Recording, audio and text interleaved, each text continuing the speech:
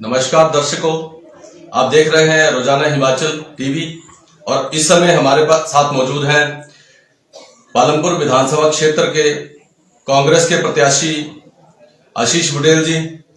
आशीष बुटेल जी, चुनावी सरगर्मियां बहुत तेज हैं। आपका चुनाव प्रचार जो अभियान जो है वो भी अभी चल रहा है, क्या कहेंगे इस बारे में? चुनाव अगले हफ्ते हैं और अगले शनिवार को चुनाव होने जा रहे हैं।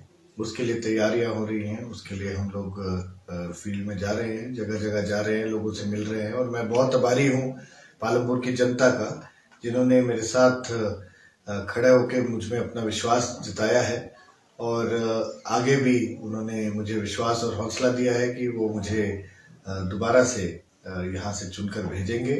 मैं उन सबका आभारी होने के साथ साथ मैं उनको ये भी आश्वस्त कराना चाहता हूँ कि जो भी काम पालमपुर विधानसभा क्षेत्र के हैं उनको कांग्रेस की सरकार बनते ही और नई सरकार में अगर मैं विधायक बनकर जाता हूं तो मैं ये जरूर करके उनको दिखाऊंगा। आशीष जी, किन मुद्दों को लेकर आप चुनाव मैदान में उतरे हैं? देखिए, मुद्दे हम लोग नहीं बना रहे, तो जनता बताती है।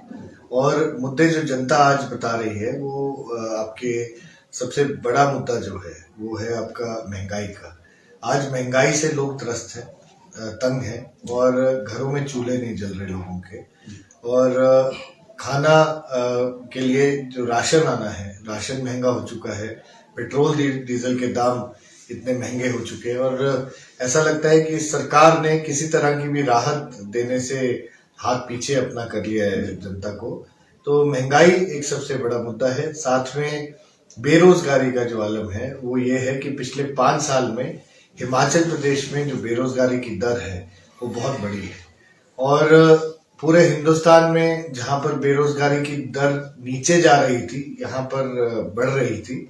और मैं ये समझता हूँ कि ये सरकार फेल हुई है। युवाओं के साथ इन्होंने धोखा किया है और ये सरकार बिल्कुल फेल हुई है किसी तरह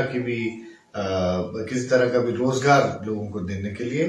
तो मुझे ऐसा लगता है कि हमें मिलजुल कर इस सरकार को यहाँ से हटाना होगा, कांग्रेस पार्टी को लाना होगा ताकि हम यहाँ पर रोजगार के अवसर खोल सकें। अगर आप विधायक बनते हैं तो आपकी पहली प्राथमिकता क्या रहेगी पालमपुर की जनता के लिए? देखिए, इसमें पहली और दूसरी प्राथमिकता की बात नहीं है। प्राथमिकताएं पालमपुर के लिए बहुत है। विकास एक निरंतर प्रक्रिया है। जो पहले पालमपुर में हर गांव में सड़क पहुंच चुकी है मेरे पिताजी के समय में, बिजली हर घर में है और पानी का जो है वो भी तकरीबन काफी कुछ यहाँ पर हो चुका है। लेकिन जैसा मैंने कहा, विकास एक निरंतर प्रक्रिया होती है, वो चलता रहता है। आगे उसको थामा नहीं जा सकता, उसको थमाया नहीं जा सकता, लेकिन उसको आगे चलना पड़ेगा। और ज्यादा आज डिमांड है उसको अगर हम पूरा कर देते हैं तो कल डिमांड नहीं भी आएगी। सबसे पहली जो हम लोगों को यहाँ पर करना चाहिए, रोजगार के अवसर जुटाने के लिए भी पालमपुर एक पर्यटन की दृष्टि से एक बहुत अच्छा स्थल बन सकता है। और पालमपुर विधानसभा क्षेत्र के अंदर मुझे ऐसा लगता है कि जहां जहां पर भी हम लोग जाएं बहुत ज्यादा खूबसूरती है और इसको ही हम लोग एक्सप्लोर करेंगे। आपके रोपवे का प्रोजेक्ट है जो कि ये सरकार कहती है हमने कर दिया, वो अभी तक इन्होंने बिल्कुल नहीं किया। मुझे विधानसभा के प्रश्न के माध्यम से पता लगा कि उन्होंने अभी तक इसके ऊपर कोई कार्यवाही नहीं की है। तो मुझे लगता है कि ये सब काम जो हम करना चाह रहे हैं हमको रोजगार को मद्देनजर रख के करने पड़ेंगे, लोगों के हित के काम करने पड़ेंगे और हर चीज को जो यहाँ पर सरकारी जो चीजें हैं उनको सरल बनाने की कोशिश की जाए। जी आशीष जी, आप निवर्तमान विधायक हैं, ऐसे क्या विकास कार्य जो रह गए हैं, जो आपको लगता है कुछ छूट गए हैं, वो क्या क्या है? देखिए, इस सरकार ने विधायक मैं कांग्रेस पार्टी से हूँ और इस सरकार ने जो भाजपा की सरकार बनी, इसने खूब अनदेखी पालमपुर की है। पालमपुर की अनदेखी जब इन लोगों ने की है तो यहाँ पर विकास कराने में भी ये असफल रहे हैं और कोशिश हम लोगों ने विकास करवाने की, लेकिन विधायक प्राथमिकता और विधायक निधि के जरिए ही केवल यहाँ पर विकास हो पाया है। कांग्रेस की सरकार आ रही है, जो छूटे हुए काम है उनको पूरा किया जाएगा। जो इन्होंने बिल्कुल इंडोर स्टेडियम पालमपुर का था, जो कि हमारी सरकार में अनाउंस हुआ था, आज तक उन्होंने पूरा नहीं किया है सरकार ने पिछले 5 वर्षों में। वो काम छूटा हुआ है तो वो छूटा ही रहेगा। लेकिन कांग्रेस पार्टी की सरकार आते ही इंडोर स्टेडियम का निर्माण यहाँ पर होगा। इसी तरह से आर्म पुलिस हेडक्वार्टर की इन्होंने भरमात में बात की थी। वो अभी तक सीएम की अनाउंसमेंट जो थी उसको पूरा नहीं कर पाए हैं। और सबसे बड़ी बात, पालमपुर का जो नगर निगम बना है, शायद ये एक ऐसा नगर निगम है जो कि जिला मुख्यालय पर नहीं है। तो हम लोगों ने अपने, जब कांग्रेस पार्टी आएगी, हम पूरे दमखम से जिला पालमपुर को बनाएंगे, ये मैं आपसे कहना चाहता हूँ। ठीक है आशीष जी, परिवारवाद का आरोप आपके ऊपर विपक्षी पार्टियां लगा रही हैं, इसके बारे में क्या कहेंगे? देखिए, परिवारवाद का आरोप अगर मुझ पर लग रहा है तो उन 7 प्रत्याशी जो कि भाजपा के हैं पूरे हिमाचल प्रदेश में, उनके ऊपर भी लगना चाहिए। दोहरे मापदंड अपनाने नहीं चाहिए इस पार्टी को।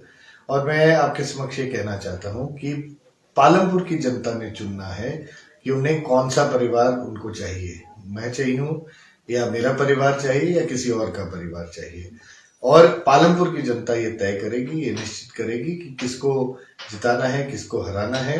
और मैं ये समझता हूँ जिस तरह से पालमपुर की जनता के पीछे ये पड़े हैं, तो हम लोगों को ये देखना पड़ेगा कि किस तरह हम लोग वहां पर बैठकर किस तरह से हम काम कर पाए, ये देखना है। और लोगों ने हमारे काम देखे, मेरे परिवार के काम देखे हैं।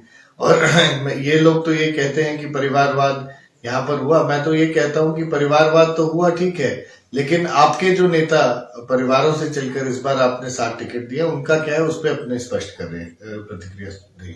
जी सर, ये सुहागियां बांटने की बात और अन्य चीजें कही जा रही हैं, ये क्या, इसके बारे में? देखिए, ऐसा है, जब किसी के पास कोई मुद्दे पर बहस करने की बात नहीं होती तो आमतौर पे आदमी कोशिश ये करता है कि लोगों को किसी और तरीके से घुमाया जाए, फिराया जाए, और उनसे बात जो है उस पर मुद्दे की बात कभी ना की जाए।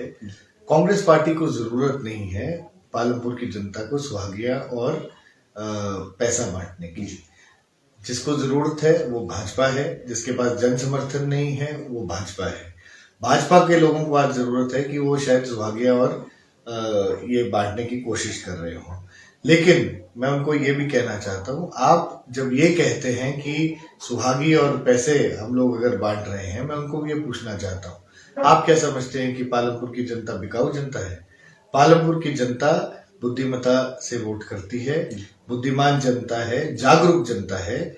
आप जहां से ये बात लेकर आए हैं, मैं उनको ये पूछना चाहूंगा, अपने भाजपा के प्रत्याशी महोदय को, कि आपको, अगर आप पालमपुर में रहे नहीं तो शायद पालमपुर के बारे में कम जानते हैं, लेकिन पालमपुर की जो जनता है वो कभी बिकाऊ नहीं हो सकती, वो कभी बिकती नहीं।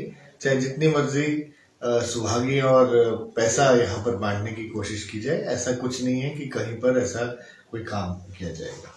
जी आशीष जी, ऐसा है कि विपक्षी पार्टी द्वारा कहा जा रहा है लगातार कि विधायक आशीष बुटेल जी अपनी विधायक निधि को ही खर्च नहीं कर पाए, इसके बारे में क्या कहेंगे? देखिए, मैंने जैसा कहा, मुद्दों पे ये बहस नहीं कर सकते। मैंने अब इनको चुनौती दी है, भाजपा के प्रत्याशी को। ये कहते हैं मैंने आरटीआई ली, मैं इनको कहता हूँ ओरिजिनल आरटीआई की कॉपी हमारे सामने रखें। मैं भी बोलता हूँ, मैं कह रहा हूँ कि 6 करोड़ और 55 लाख रुपए की विधायक निधि पालमपुर विधानसभा क्षेत्र में, ये कहते हैं कि 10 करोड़ की आई। हर बजट में विधायक निधि बढ़ती जा रही है, और इस लास्ट बजट में 2022-23 का जो बजट था उसमें उसको 2 करोड़ किया गया था पहली बार। और 2 करोड़ अगर किया गया था, उसमें से भी अभी आपको सिर्फ 1.5 करोड़ रुपया मिला है। 50 लाख बाद में मिलेगा, जो कि आपका आचार संहिता के बाद जो भी विधायक बनकर आएगा वो करेगा।